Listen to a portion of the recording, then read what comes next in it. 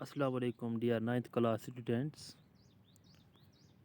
آج کا جو ہمارا ٹاپک ہے that is the Nazi world view. اس سے پہلے ہم نے جو ٹاپک پڑھا وہ ہے رائز آف ہٹلر. کس طرح ہٹلر کا رائز ہو گیا. 30 جنوری 1933 کو ہٹلر چانسلر بنتا ہے. اس کے بعد وہ ڈسٹرکشن آف ڈیموکریسی کرتا ہے, پھر ریکنسٹرکشن میجرز کرتا ہے جس میں اکانومی ریوائیو کی جاتی ہیں اور سپر ہائی ویز ڈیولپمنٹ ہوتی ہے. ٹھیک. اور اس کے بعد جو ہٹلر ہیں اس نے اپنی ٹیریٹریز کو بڑھا دیا, یعنی کہ رقبے کو بڑھا دیا, اور رولڈ وتھ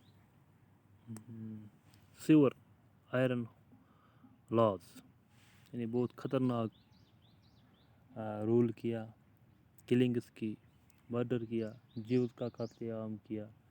یعنی جو اس کے بعد ہٹلر کے آنے کے بعد جب وہ چانسلر بن گیا, پھر ڈسٹرکشن آف ڈیموکریسی کیا, پھر ریکنسٹرکشن میجرز کیا, اسی میں انیبلنگ ایکٹ کے تحت وہ ڈکٹیٹر بنتا ہے اور نئی جو چیزیں ایڈ کرتا ہے, یعنی کہ نازی سلیوٹ ہے, یونیفارم ہے, یعنی ایک نیا ماحول بنتا ہے جس میں نازی سپیریارٹی نمایاں ہوتی ہے کہ نازیز آر سپیریئر, اور نازی کا پاور جو ہے یعنی ہٹلر کا پاور اس کی نمائش ہوتی ہے. اور all that was built on their world view. What is their world view? Their world view is simple. It is synonymous with Nazi ideology. اب یہاں پہ ہم پہلے سمجھنے کی کوشش کریں کہ نازی آئیڈیالوجی کیا تھی, کون سی آئیڈیالوجی تھی. یہ جو آئیڈیالوجی ہے نازی آئیڈیالوجی, اس میں جو لوگ ہیں دنیا کے لوگ, ان کو ڈیوائڈ کیا گیا ہے, کلاسیفائی کیا گیا ہے. یعنی it believes in racial discrimination, یعنی کہ this ideology Nazi ideology believes that people are not equal, people are not equal, some are superior, some are inferior. اور اس ریشیل ہائرارکیل سسٹم میں جو ٹاپ پہ وہ سمجھتے تھے, وہ نازیز خود سمجھتے تھے کہ وی آر سپیریئر دین ادرس, اور انفیریئر سب سے نیچے جو وہ سمجھتے تھے they were the Jews, لہذا Jews were considered as their enemies, their arch enemies, اور لہذا Jews کا قتل عام کیا. اور باقی جو ان بٹوین لوگ تھے different colored, they were classified according to their size, shape, color, facial expression, اور ان کے ساتھ بھی ناروا سلوک کیا گیا, انجسٹس ہوئی ہٹلر کے دور میں. all this was built as per their ideology. اور ان کی آئیڈیالوجی میں جو ان کا ورلڈ ویو ہے وہ سائنانمس ہے کہ دنیا میں بھی وہی ریس سروائیو کر پائے گی جو سپیریئر ہے, سٹرانگ ہے, فائنسٹ ہے.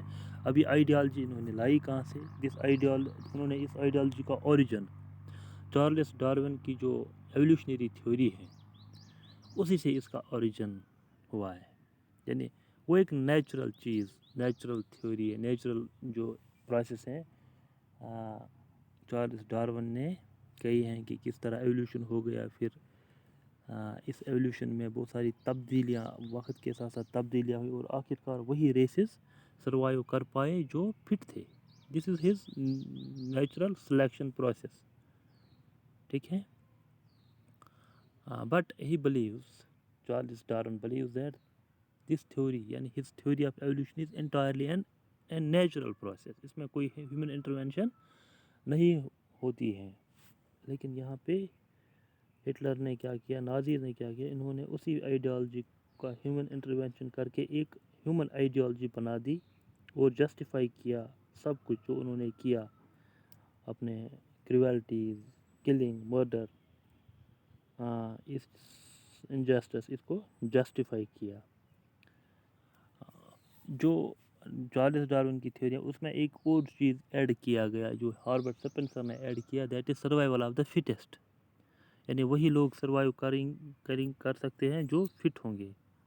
لہذا نازیز نے اسی چیز کا استعمال کیا اور ایک ہیومن آئیڈیالوجی بنائی جس میں یہ سمجھتے تھے کہ Nazis are superior, Nazis are superior, strong and have right to dominate others. The Nazi argument was simple: the strongest race would survive and the weak ones would perish. The iron race was the finest. And یہ ان کی race یہ سمجھتے تھے superior ہیں، finest ہیں. It had to retain its purity, become strong and dominate the world. ٹھیک ہے، this was their concept, ideology. اسی آئیڈیالوجی کے تحت انہوں نے بہت ظلم کیا ہے ہٹلر نے اپنے دور میں when he comes into power in 1933 onwards and 1940 میں he was at the highest pinnacle of power، یعنی کہ بہت اسٹرانگ ہو چکا تھا ہٹلر. پھر 1945 میں وہ سوسائڈ کرتا ہے جب سیکنڈ ورلڈ وار میں اس کی ڈیفیٹ ہوتی ہے. لیکن یہاں پہ جو نازی ورلڈ ویو ہے it is synonymous with their ideology. ایک اور کانسیپٹ ان کی جو آئیڈیالوجی ہے اس کا ایک اور کانسیپٹ ہے that is geopolitical concept of lebensraum. Geopolitical concept ہے کہ جو جیوگرافی ہے وہ بڑھانی ہے، جس کے تحت بہت سارا جو ایریا ہیں وہ ہٹلر نے آکیپائی کیا. پولینڈ کو آکیپائی کیا، ایسٹرن جو سائڈ ہے اس کو، ایسٹرن یورپ کے علاقے کو آکیپائی کرنے کی کوشش کی، لیکن اس کے بعد سیکنڈ ورلڈ وار میں ڈیفیٹ ہوتی ہے، ناکام ہوتا ہے. That was his historic mistake. یعنی کہ جو لیبنس رام ہے اس کا مطلب کیا ہے کہ جو نازیز ہیں، نازیز کے لیے ایریا بڑھانا ان کا حق ہے.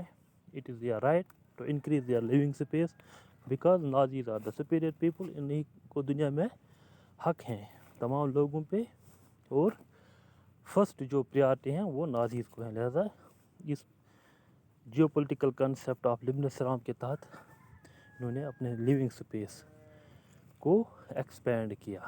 Thank you very much. آگے ہم پڑھیں گے پھر اسی کے بارے میں، یعنی کہ ریشل اسٹیٹ کب قائم ہوتی ہے، establishment of the racial state. اور ابھی 1-2 دن اس میں لگ جائیں گے، پھر یہ چیپٹر کمپلیٹ ہو گیا. اس کے بعد ہو جائے گا، کمپلیٹ ہو جائے گا. اس کے بعد آپ کو میں PDF نوٹس بھی دینے والا ہوں. ان ویڈیوز کو بار بار دیکھو، کنٹینیوسلی دیکھو تاکہ تھوڑا بہت آپ کو سمجھ آئے. Thank you very much.